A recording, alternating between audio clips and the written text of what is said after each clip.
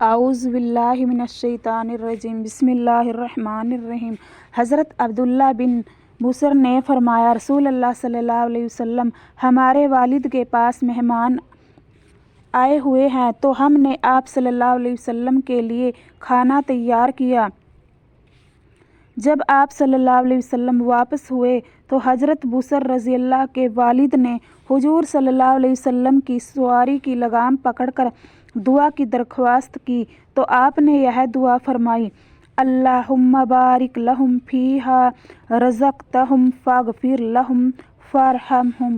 اے اللہ، ان کو تو نے جو رزق دیا ہے ان میں سے ان کے لیے برکت عطا فرما اور ان کی مغفرت فرما اور ان پر رحم فرما۔